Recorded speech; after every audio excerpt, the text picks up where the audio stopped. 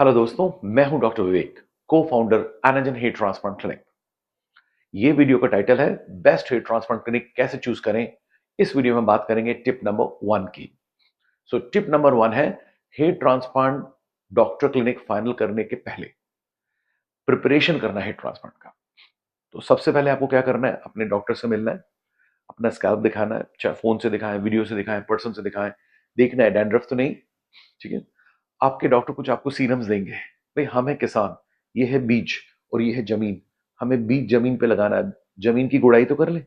बहुत दिनों से अगर आपका ऐसी पड़ा है जहां पर बाल नहीं है, सूर्य भी आ रहा है, तो फाइब्रोसिस भी हो सकता है, पतली हो सकती है स्किन, तो आपके डॉक्टर आपको कुछ सीरम देंगे जिससे कि यहाँ की ब्लड सप्लाई बढ़ जाए, ऑक्सीजनेशन आ जाए, न्यूट्रिएंट्स आ जाए, ताकि जब यहां से यहाँ बाल लगाया जाए वो उसको पकड़ ले। एक माली पहले जमीन की गुड़ाई करता है। तो पहला स्टेप क्या है, ट्रांसप्लांट करने से पहले डॉक्टर से बात कीजिए, 2-3 सीरम्स बोलेंगे, एक आध दो गोली बोलेंगे, उसको आप चालू करिए। ओके। जिससे कि आप तैयार हो जाएं। आप कोई तो उस बाल को मार रहा है, उसको तो रोकना पड़ेगा, उसको नहीं रोके हुए आपके बाल लगा दे तो हो सकता है चले जाए। तो बेटर होगा कि एक आध विटामिन, एक आध मेडिसिन आपका डॉक्टर बताएगा, एक दो सीरम बताएगा, उसको यूज करना शुरू करें। हो सकता है डेंड्रफ हो, बॉयल हो, कुछ और प्रॉब्लम, उसको ठीक करें। और भी चीजें, कहीं स्कारिंग एलोपेसिया वगैरह तो नहीं है जो आपके डॉक्टर देख लेंगे, है ना। आपको कहीं चोट लग जाती है तो हाइपोट्रोफिक स्कार तो नहीं है, किलोइड्स तो नहीं है, है ना। आपको स्कारिंग एलोपेसिया तो नहीं है, तो जरा अपना चेकअप करा लें कि आप तैयारी कर रहे हैं अपने हेड ट्रांसप्लांट की।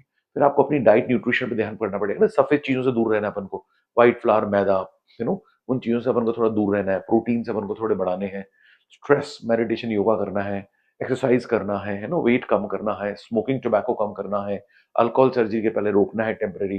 तो इस तरह से आप अपने आप को, जमीन को तैयार कर रहे हैं before you do a transfer. ये तो छोटी सी बात है, आप अपने अच्छे डॉक्टर से मिलेंगे, वो आपको बताएगा। नंबर 2, अब आप चूज करने वाले हो कि मैं कैसे चूज करूं, कौन सी क्लिनिक होगी। तो कुछ पॉइंट्स बता देता हूं, बाकी आपकी मर्जी। नंबर 1 कि भाई क्वालिफिकेशंस आपको पता ही है, सर्जन्स कर सकते हैं, डमाट्स कर सकते हैं, है ना, उनके अंडर में ही बाकी लोग कर सकते हैं। तो वो देखना है ना, कोई ब्यूटी पार्लर या टेक्नीशियन बेस्ड क्लिनिक में नहीं चले जाना है जहां सेफ्टी ना हो। तो सबसे पहले आपको सेफ्टी देखना है। सेफ्टी में क्या देखना है आपको कि भाई आईसीयू जैसे ओटी है कि नहीं। कुछ भाई 0.01% आपको पता है ट्रांसप्लांट भी कुछ भी हो सकता है, प्रभु से मुलाकात भी हो सकती है। तो सेफ्टी कैसी है, तो भाई ईसीजी मॉनिटर्स हैं, डिफिब्रिलेटर्स हैं, इमरजेंसी क्रैश ट्रे है, ऑक्सीजन सिलेंडर्स हैं, हाईली स्टरलाइज क्लिनिक है, एवरीथिंग। प्लस बैकअप प्लान है, कॉर्पोरेट हॉस्पिटल के साथ कुछ गड़बड़ हुआ तो कैसे जाएंगे, एनेस्थेटिस्ट है कि नहीं, है ना। तो ये बड़ा इंपॉर्टेंट है। दूसरा, अगर आप 35 के ऊपर हैं तो एक छोटा सा सजेशन है, ईसीजी के अलावा आप टीएमटी स्ट्रेस टेस्ट भी करें, जिसमें भाग आता है डॉक्टर कार्डियोलॉजिस्ट। तो क्या आजकल पता नहीं है, 30 से 40 में भी हार्ट अटैक्स हो रहे हैं, तो जरा सेफ रहें। डायबिटीज लोगों को पता ही नहीं रहता, अचानक से पता चलता है। तो भी अगर आप ओवरवेट है, फैमिली हिस्ट्री ऑफ डायबिटीज है, तो आर रैंडम ब्लड शुगर नहीं, HbA1c करें, 3 महीने की शुगर क्या थी, ये छोटी सी है। अगर आपको एलर्जीज तो नहीं है, आईजीई करें, अपने डॉक्टर्स को एलर्जीज के बारे में बताएं। तो अपन अपने आप को सेफ रख रहे हैं कि आप कैसे हो, कौन हो। बीपी चेक कराएं, कई लोगों को ब्लड प्रेशर रहता है, यंग में भी पता ही नहीं चलता, तो अपना बीपी चेक कराएं, HbA1c, टीएमटी। तो ये अपन ने थोड़ी सेफ्टी की बात कर ली। अब आता है हम किस डॉक्टर, किस क्लिनिक को चुने। तो देखिए, 10 साल पुरानी क्लिनिक होगी तो अच्छी बात है ना। 10 साल से वो ट्रांसप्लांट कर रही है तो सही हो, चांसेस हाई है। नंबर 2, उसकी ब्रांच नहीं होना चाहिए। अगर मैं 10 जगह ब्रांच खोलूंगा, हाँ मेरा नाम चल सकता है, वहां कोई मेरा दोस्त चला सकता है जो ओनर है, लेकिन मैं स्टाफ रख के अगर 10 जगह ब्रांच खोलूंगा तो मैं जस्टिस नहीं कर पाऊंगा। क्योंकि हम जो टॉप डॉक्टर्स हो एक ही जगह रह सकते हैं, 10 जगह तो नहीं जा सकते। वहाँ स्टाफ काम करेंगे, आज है कल नहीं है, हम क्वालिटी कंट्रोल्स नहीं चेक कर पाएंगे। तो एक ही क्लिनिक होना चाहिए, ब्रांच नहीं होना चाहिए। जहाँ मेन डॉक्टर हो वहीं कराना चाहिए। जिस क्लिनिक में आप जाएं, प्रेफर्ड ये रहता है कि हेयर ट्रांसप्लांट के अलावा कुछ नहीं करना है, कोई कॉस्मेटिक सर्जरी, कोई कॉस्मेटिक डर्मेटोलॉजी नहीं, सिर्फ हेयर ट्रांसप्लांट। क्यों? फोकस।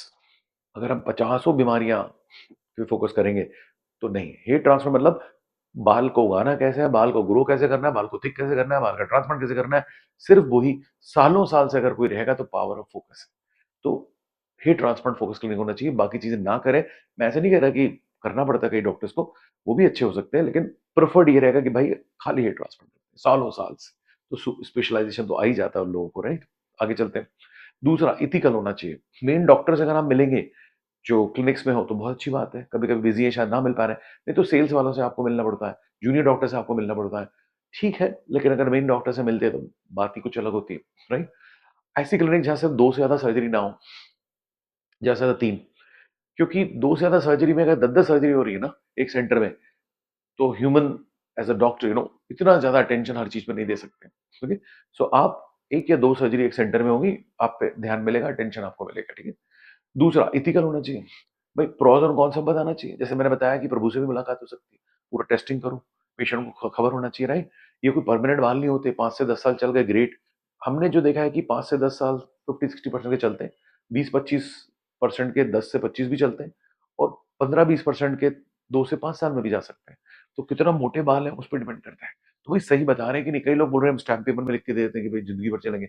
आप पूछो आपकी क्लिनिक कितनी पुरानी, बोलेंगे 7 साल पुरानी है, 6 साल पुरानी है। तो गलत बोल रहे हैं, उन्होंने कोई पेशेंट नहीं देखा 8 साल का। तो एक गलती किसी ने गलत बोल दिया तो मतलब वो और भी जगह झूठ बोल सकते हैं, तो बी केयरफुल। कोई बोलेगा साहब कोई रिस्क ही नहीं है, ये भी गलत है। ओके, सो एक डॉक्टर को डॉक्टर रहना पड़ेगा, बिजनेसमैन नहीं। बताओ भाई क्या प्लस है क्या माइनस है, पेशेंट को डिसाइड करें तो करना क्या है उसको, राइट? फिर आप थोड़ा टेक्निकल मैटर आ जाएगा कि भाई टेक्निक्स क्या है। जैसे हमने बताया, ग्राफ्ट निकालते हैं लगाते हैं, निकालते हैं लगाते हैं, बाहर नहीं रहता, है ना? ऐसी सफायर ब्लेड्स यूज करते हैं ताकि स्लिट्स अच्छे हों। ओके, मैग्निफिकेशन का यूज कैसे करना है कि नहीं, है ना? तो ग्राफ्ट को ड्राई नहीं होना देना है, ग्राफ्ट डैमेज ना हो जाए छूते वक्त। ओके, हेयरलाइन डिजाइन, तो आर्टिस्ट जब आप डॉक्टर के पास जाओगे कंसल्टेशन करने, तो हेयरलाइन डिजाइन बनाएंगे, तब भी आप समझ जाओगे कि आर्टिस्टिक सेंस कैसा है, जो आपको जिसके जिसको आप अपनी जिम्मेदारी दे रहे हो, कि वो मेरे चेहरा लंबा है, गोल है, ट्रायंगल है, मेरे शोल्डर कैसे है, मेरी हाइट कैसी है। ओके, मैं फ्रंट में कैसा दिखता हूँ, झुक के कैसा दिखता हूँ, लेफ्ट राइट में कैसा दिखता हूँ। डॉक्टर साहब पीछे से देखेंगे कि मेरे को तो ऐसा दिखता है ना, तो डॉक्टर साहब को पीछे खड़े होकर देखना पड़ेगा मिरर में कि मुझे जो दिख रहा है उनको दिख रहा है सेम है कि नहीं, है ना? टेम्पल्स कितने बनाने हैं। ओके, जैसे धोनी, ठीक है भाई, अच्छा है, मुंबई में कराया था उसने, मुंबई में कराया था, लेकिन बाद में ये करीब आ गए थे उसके बाल, राइट? ये भी करीब आ गए थे, तो हाकिम जी ने पीछे करे, लंबी हेयर स्टाइल करी, तो अच्छे चल रहे हैं धोनी के बाल। लेकिन आप जानते हैं यूसुफ पठान के बाल तो चले गए 5 साल में, 6 साल में चले गए। अब आप देख लो दोनों फोटो, ऐसे आप कई सेलिब्रिटीज के फोटो देख सकते हो, कि जिनके बाल 2-3 साल में चले गए, किसी के 5-7 साल में चले गए, किसी के 10-12 साल में चले गए। तो आप प्रिडिक्शन लो डॉक्टर से कि मेरी डोनर कैसा है, ओके, मेरे कब तक चलने के चांसेस हैं। तो ये सब कुछ पहला टिप है ये, कि सर्जरी से पहले सर्जरी की प्लानिंग, सही क्लिनिक को चूज करना कहाँ। तो 2-4 क्लिनिक चूज करो, उनके रिव्यूज देखो, कम से कम 200 वीडियो होना चाहिए, कम से बिफोर आफ्टर के कम से कम 200 वीडियो होना चाहिए, पिक्चर्स होना चाहिए वेबसाइट में, कम से कम 200 के ऊपर रिव्यूज होना चाहिए। तो लॉ ऑफ एवरेज, 2-4 तो रिजल्ट्स कोई भी दिखा सकता है, राइट? तो 200 फोटो, 200 वीडियो, 200 रिव्यू मिनिमम चाहिए, 10 साल एक्सपीरियंस चाहिए, खाली हेयर ट्रांसप्लांट करना चाहिए, सब इथिकल बोलना चाहिए, प्रॉस कॉन्स बताना चाहिए, हेयरलाइन डिजाइन देखना चाहिए, और टेक्निक के बारे में थोड़ा डिस्कस करना चाहिए। उसके बाद भी आपको दिक्कत हो रही है चूज करने को, मेरे साथ करो चाहे किसी और के साथ करो, हमारी क्लिनिक में कहीं और, डजेंट मैटर। अगर मैं व्हाट्सअप करोगे, अपनी फोटोज भी भेजोगे, किसी भी शहर में होगे आप, कुछ कुछ क्लिनिक्स के नाम लिख दोगे कि डॉक्टर साहब यहाँ हैं, हम सोच रहे हैं, आप अपनी का आपकी क्या रिकमेंडेशन है, तो उसमें हमारा तो कुछ फायदा नहीं है। हमको जो जेन्युइन रिकमेंडेशन लगेगी, क्योंकि जो टॉप 50-100 डॉक्टर्स हैं क्लिनिक से इंडिया के, उनको हम अच्छी तरह जानते हैं, और इंटरनेशनली भी जो टॉप हमसे 100, 200, 300 क्लिनिक हम जानते हैं। तो हम आपको, हमसे कराओ या हमारे फ्रेंड से कराओ, आपसे व्हाट्सएप में फोटोज भेज देना, height weight age medical condition वगैरह भेज देना, तो मेरा जो असिस्टेंट होगा वो आपको, हमने उसको सब बताया हुआ है कि कौन सी क्लिनिक्स किधर किधर क्या रिकमेंडेशन देना है, तो आप वो भी दे सकते हैं, और उसी से आप रेफरेंस ले सकते हैं जो हेयर ट्रांसप्लांट में डूबा है।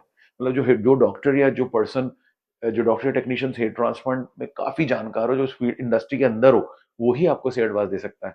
आपके अच्छे दोस्त भी होंगे डॉक्टर बाहर, शायद वो भी ना दे पाए, क्योंकि उनको भी नहीं पता चलेगा कि किसके रिजल्ट कैसे हैं, है ना? ये पहली टिप थी। हेयर ट्रांसप्लांट सर्जरी से करने से पहले कैसे तैयारी करनी है, कैसे एक सेफ क्लिनिक चूज करना है, कैसे सही क्लिनिक चूज करना है। तो ये टिप नंबर 1 थी। इंतजार कीजिए टिप नंबर 2 का, so that we make you knowledgeable.